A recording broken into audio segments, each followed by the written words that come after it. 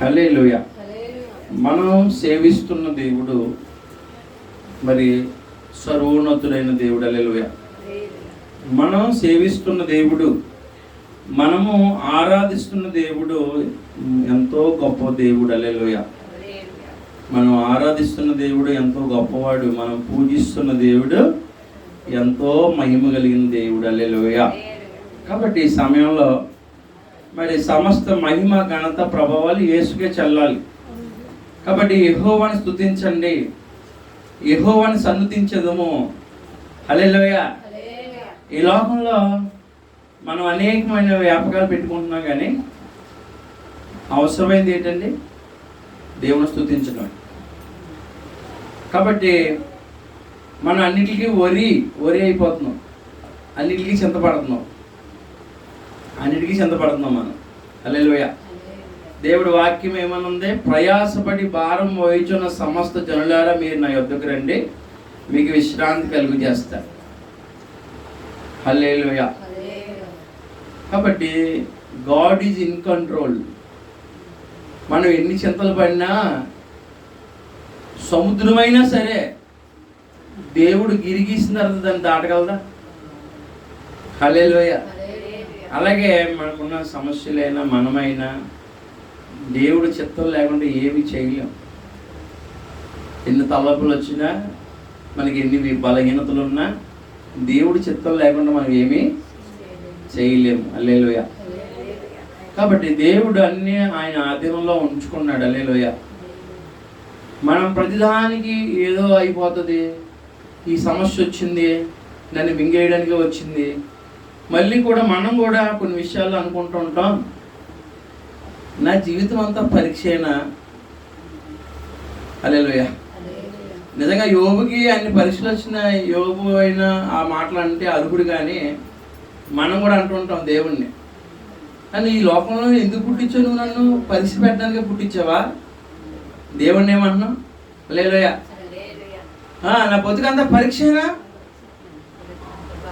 అని మనము, నా బ్రతుకంతా బాధలేనా, నన్ను బాధలు పెట్టడానికే పుట్టించావా అని మనం దేవుణ్ణి అడుగుతున్నాం.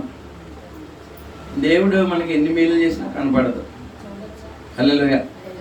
చాలామందికి అంతే, ఇల్లు ఎంత శుభ్రంగా చేసినా చిన్న మట్టి ఉంటే ఆ మట్టినే చూపిస్తారు. దేవుడు ఎన్ని మేలు చేసినా మనం ఒక చిన్నదే అనే పట్టుకుంటాం. హల్లెలూయా.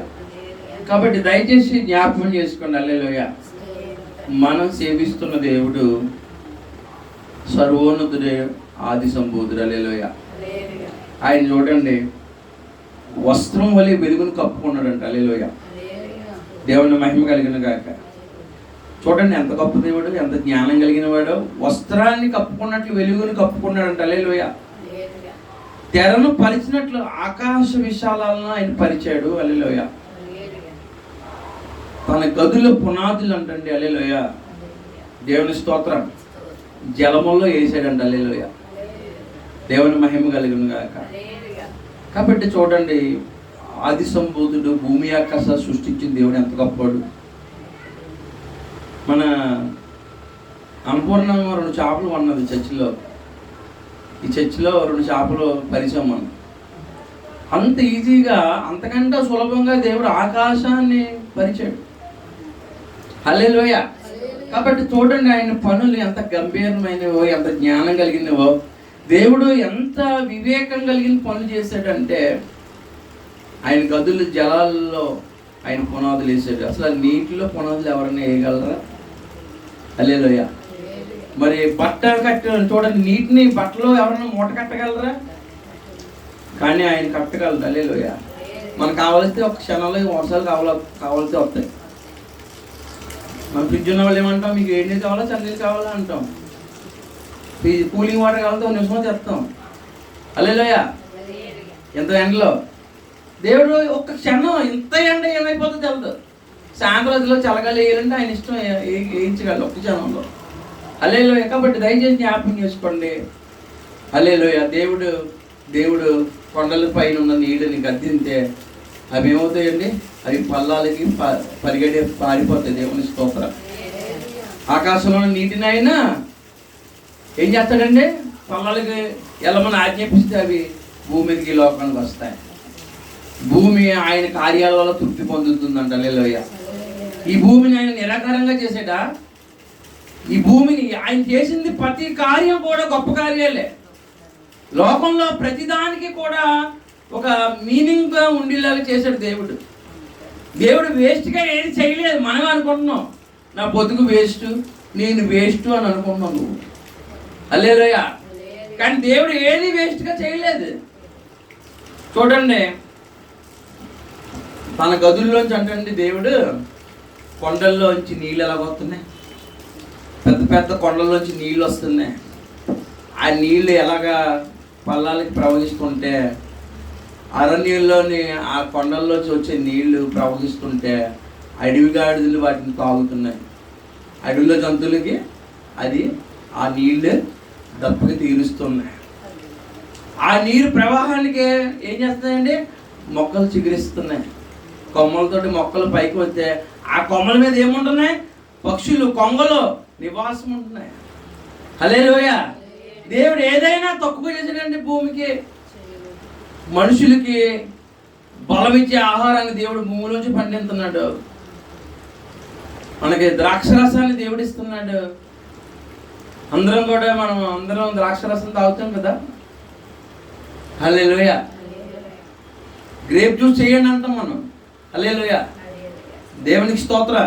కాబట్టి దయచేసి చూడండి, దేవుడు తన కార్యాలు, సూర్యుడు తన సమయానికి ఉదయించడం, మళ్ళీ సూర్యుడు అస్తమించే సమయం కూడా తెలుసు. వర్షానికో దేవుడు, వెలుగుకో దేవుడు, ఎండకో దేవుడు కాదు, కానీ అందరికీ దేవుడు ఒక్కడే. హల్లెలూయా. దేవుని స్తోత్ర. దేవుని మహిమ కలుగును గాక. కాబట్టి చూడండి, యేసుక్రీస్తు ప్రభువారు, దేవాతి దేవుడిని యేసుక్రీస్తు ప్రభువారు ఆయన చేసే కార్యాలు. ఉదయాన్నే మనుషులు విజయవాడ ఏరియాలోకి వెళ్ళినప్పుడు ఉదయాన్నే 5 అవ్వకుండానే క్యారేజీలు పట్టుకుని వెళ్ళిపోతున్నారు పనిలోకి. హల్లెలూయా. తెల్లవారు 5 గంటలకే వెళ్ళిపోతుంటారు. దేవుని స్తోత్ర. హల్లెలూయా. మళ్ళీ సాయంత్రం 5లోకి ఇంటికి వచ్చేస్తుంటారు. పక్షులన్నీ ఉదయం లేచిపోతాయి, సునాదం చేస్తాయి అవన్నీ కూడా. హల్లెలూయా. ఎంత చక్కగా పాడుకుంటాయో, స్తుతింతాయో. దేవుని స్తోత్ర. హల్లెలూయా. కాబట్టి చూడండి, హల్లెలూయా. సముద్రంలో మీరు సముద్రాన్ని చూడండి. హల్లెలూయా. దేవునికి స్తోత్రం. సముద్రంలో అనేకమైన ఏంటండి అక్కడ జీవించే జీవులు ఉన్నాయి. హల్లెలూయా. జలములలో సముద్రాల్లో అనేకమైన జీవులు జీవిస్తూ ఉన్నాయి. జలచరాలు అవి ఎంత పెద్దవే. చదువుకున్న పిల్లలు ఉన్నారు. తిమింగలం ఉంటుంది, డాల్ఫిన్స్ ఉన్నాయా సముద్రంలో. వాటికి ఎవరు ఆహారం పెడుతున్నారు? అరణ్యంలో యానిమల్స్ ఉన్నాయి కదా, వాటికి ఆహారం ఎవరు పెడుతున్నారు? అవంట సింహాలు అంటే రాత్రి తెలియసి ఏటకెళ్తాయంట. వాటికి ఎవరు చెప్పారు రాత్రి వెళ్ళమని? అంత బలమైన సింహం అంట దేవుడు దయ కొరకు కనిపెట్టుకుంటుందంట. హల్లెలూయా. కాబట్టి చూడండి, సముద్రాల్లో మకరాలు ఆడుకుంటాయంట. హల్లెలూయా. సముద్రం చేశాడు దేవుడు. మీరు బీచ్కి వెళ్ళండి, ఎంతమంది సాయంకాలం మాటలు ఆడుకున్నారు. దేవుడు చేశాడు అది సముద్రాన్ని. హల్లెలూయా. కాబట్టి దేవుడు దయ చూపితే హల్లెలూయా అవి బ్రతుకుతున్నాయి. దేవుడు దయ చూపితేనే మనం బ్రతుకుతున్నాం. దేవుడు తన ఊపిరి విడిచినప్పుడు అందరం బ్రతుకుతున్నాం. దేవుడు వెనక్కి తీసుకుంటే అందరం మనలో కలిసిపోతాం. హల్లెలూయా. దేవుడు మనల్ని పుట్టించాడు. హల్లెలూయా. కాబట్టి మకరములు కూడా అవి సింహాలైనా మకరములైనా ఈ లోకంలో ఏదైనా దేవుడు దయ కొరకు కనిపెట్టుకుంటున్నాయి. సముద్రంలో జలచరాలు ఉన్నాయి. ఆకాశంలో ఏమున్నాయిరా? ఆకాశంలో చుక్కలు ఉన్నాయి. హల్లెలూయా. ఇప్పుడంటే బిల్డింగ్లు కట్టుకున్న వాళ్ళు అందరూ సీరియల్ సెట్లు పెట్టుకుంటున్నారు, పెళ్ళిళ్ళు చేసుకున్న వాళ్ళు. కానీ ఆకాశంలో సీరియల్ సెట్ ఉంది. అది ఎప్పుడైనా ఆరిపోతారా? అది మనం ప్రతి సంవత్సరం తెచ్చుకుంటాం, క్రిస్మస్లకి అవి తెచ్చుకుంటాం, పండగలు తెచ్చుకుంటాం, ఇవన్నీ పోతాయి. మరి ఒకసారి కనులెత్తి చూడండి, ఆకాశంలో కనులెత్తి చూస్తే అక్కడ మరి మెల్లమెల్ల అక్కడ మెరుస్తూనే ఉంటాయి. నిత్యము మళ్ళీ మెరుస్తాయి. హల్లెలూయా. అది ఎవరు చేశారు ఆ కార్యం? అవి లెక్కట్టగలమా? వాటి పేర్లు పెట్టి పిల్లగలమా? మనం ఎంత చదువుకున్నానే, ఎంత జ్ఞానవంతులమైనా వాటిని మనం లెక్కించగలమా? కాబట్టి ఇవన్నీ దేవుడు చేశాడు. హల్లెలూయా. దేవుడు ఎండిపోమంటే సముద్రం ఎండిపోతుంది. దేవుడు దాన్ని చీలిపోమంటే సముద్రం 2 ముక్కలు అయిపోతుంది. హల్లెలూయా. కొండలు చూస్తున్నాం మనం. అక్కడ పెద్ద పెద్ద కొండల మీద పొట్టేళ్ళు నివసిస్తాయి. హల్లెలూయా. ఒకవేళ దేవుడు కూలిపోమంటే అవన్నీ పొడి కింద అయిపోతాయి. పర్వతాలు పొగరాజిపోతాయి. హల్లెలూయా. భూమి వణికిపోతుంది. హల్లెలూయా. మీకు విషయం తెలుసా తెలీదో కానీ, మీరు రిమోట్ పట్టుకొని ఏసీ ఆన్ చేసినంత ఈజీగా దేవుడు అన్నీ చేయగలడు. అంతకంటే సులభంగా చేయగలడు. మీరు ఆస్ట్రేలియా వెళ్తే అక్కడ ఏముంటారా? ఫారిన్ కంట్రీస్లో కొన్ని ఏరియాల్లో మంచు ఉంటుంది. తెలుసా మీకు? మనకి వింటర్ సీజన్లో ఢిల్లీ ఇంకా హిమాచల్ ప్రదేశాలకు వెళ్తే అక్కడ మంచు పడుతుంది. అక్కడ కాశ్మీర్ తెలుసా? కాశ్మీర్ తెలుసా లేదా మీకు? హల్లెలూయా. అక్కడ మంచు కురుతుంది. హల్లెలూయా. ప్రతిదీ ఆయన చేయగలడు. ప్రకృతి అంతా ఆయన మీద ఆధారపడి ఉంది. సముద్రాలు దేవుడి మీద ఆధారపడుతున్నాయి. అరణ్యంలో సింహం మనం చూస్తున్నాం. సింహం ఎంత బలమైంది. ఒరే సింహం నన్ను మనల్ని ఏమైనా బతిమాలుకుంటుందా? ఎక్స్క్యూజ్ మీ అంటదా సింహం? ఎప్పుడన్నా వచ్చి ఆ బ్రెడ్ ఇలాగ ఇవ్వండి అంటదా? దాన్ని చూసిన వెంటనే మనం ఇల్లు తెలిసి పారిపోతాం మనం. అలాంటి సింహం అయినా అది దేవుడి కొరకు కనిపెట్టుకుంటుంది. 2 చేతులు చాపి దేవుడి కొరకు ఎదురు చూస్తుందంట. అవి దేవుడు గుప్పులు ఇప్పితే మంచివన్నీ తీసుకుంటుందంట. హల్లెలూయా. నిజమే, మంచివి తింటుంది. మనం వారానికి ఒకసారి 1 కేజీ 1/2 కేజీ మాంసం తెచ్చుకోవాలంటే మనకు చాలా కష్టం. కానీ అవి దుప్పులు లేళ్ళు ఫ్రెష్ మాంసం తింటుంది. మనకు నిల్వ మాంసం తింటుంది. అది వాటికి ఆహారం పెడతాడు దేవుడు. దప్పుగా తీరుస్తున్నాడు. పక్షులన్నిటికీ మంచి మంచి ఫలములు ఇస్తున్నాడు. హల్లెలూయా. కానీ ఇన్ని పక్షులు పెంచాలంటే మన వల్ల అవుతుందా? హల్లెలూయా. అన్ని నక్షత్రాలు వెలిగించాలంటే మా ఊళ్ళోనే స్ట్రీట్ లైట్లు వెలగట్లేదు. స్ట్రీట్ లైట్లు ఎన్ని గంటలకు వేశారు? 7 గంటలకు వేశారు. స్ట్రీట్ లైట్లు వేశారు. మళ్ళీ కంచేపు కట్టేశారు. ఎందుకంటే పవర్ నిలబడతలేదు. అందరూ ఏసీలు వేస్తున్నారు. హల్లెలూయా. స్ట్రీట్ లైట్లు లేవు. ఊరంతా చీకటే. ఏసీలు ఉన్నాయి కానీ ఊరంతా చీకటే. హల్లెలూయా. చూసారా? కానీ ఆ నిత్య శ్వాసంగా దేవుడు ఆకాశాన్ని అలా తెరలు పరిచాడు. ఆకాశంలో చుక్కలు అవి మెలమెల మెరుస్తున్నాయి. భూమి మీద మొక్కలు. మనకి ఎన్ని ఫ్రూట్స్ వచ్చాయి ఇప్పుడు ఈ సమ్మర్లో? ఎన్ని ఫ్రూట్స్ తింటున్నారు మీరు అందరూ? మ్యాంగోస్ తింటున్నారా లేదా? దేవుడు నీ కోసం ఫ్రూట్స్ ఇచ్చాడు. నీ కోసం ఆయన వర్షాలు ఇస్తున్నాడు, ధాన్యం ఇస్తున్నాడు. చేపలు తినేస్తున్నావు నువ్వు, అన్ని తినేస్తున్నావు. కానీ దేవుడు ఎవరో తెలదు నీకు. హల్లెలూయా. దేవుడు స్తుతించుకున్నాను. అందరం కలిసి కూర్చుని తినేస్తాం. ఇలా ఉడకబెట్టి బిర్యానీ తెస్తే అందరం కూర్చుని తినేస్తాం. కానీ కుటుంబ ప్రార్థన ఉండదు మనకి. అప్పుడు మాత్రం ఉండదు ప్రార్థన. తినేటప్పుడు మాత్రం అందరం కలిసిపోతాం. ఆడుకునేటప్పుడు కలిసిపోతాం. Thank you Jesus. యేసయ్యా, నువ్వు ఇన్ని కార్యాలు చేస్తున్నావా? నీకు ఎంత జ్ఞానం ఉందా, ఎంత వివేకం ఉందా? ఏంటి దేవుడు కానీ వెలిగిపోకపోతే, దేవుడు కానీ మనకు పొద్దున్నే సూర్యుని పంపించకపోతే పనిలోకి వెళ్ళగలం? పనిలోకి వెళ్ళినా మరి బోర్లు కట్టేసి నీళ్ళు తీసేస్తావు. ఇప్పుడు నీళ్ళు ఇవ్వకపోతే వ్యవసాయం ఎలా చేస్తావు నువ్వు? హల్లెలూయా. విత్తనం ఇవ్వకపోతే ఏం చల్లుతావు నువ్వు? ఏం కోస్తావు నువ్వు? దేవుడు వాటిని వర్షం ఇచ్చి పెంచకపోతే ఏం కోస్తావు? ఏ బత్తాలకు ఎత్తుతావు? ఏ లారీలకు ఎత్తావు? ఏ రైస్ మిల్లు పంపిస్తావు? వెనకాల బ్యాక్గ్రౌండ్లో అంత పని ఉంది. ఆయన 3 ఋతువులు. మనకి ఎన్ని సీజన్స్ ఉన్నాయి మన ఇండియాలో? మనకున్న సీజన్స్ హల్లెలూయా. సమ్మర్, హల్లెలూయా. ఎండాకాలం ఎన్ని? 4 నెలలు. వానాకాలం 4 నెలలు. శీతాకాలం 4 నెలలు. ఇవన్నీ మనం కూర్చుని కానీ చేస్తున్నావా? ఎవరు చేస్తున్నారు ఇవన్నీ? వర్షాకాలం వర్షం పంపిస్తున్నాడు దేవుడు.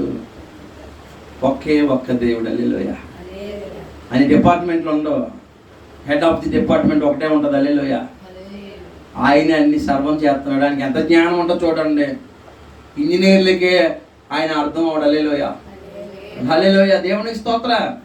ఎంత ప్రపంచాన్ని నువ్వు నేనే ఉన్నావా? ఈ ప్రపంచంలో ఎన్ని దేశాలు ఉన్నాయి, ఎన్ని కోట్ల మంది ప్రజలు ఉన్నారు. ఒకటి తప్పుడు ముక్కుతో ఉంటాడు, ఒకడేమో పెద్ద పెద్ద పెదాలతో ఉంటాడు, ఆఫ్రికా వాడు నల్లగా ఉంటాడు.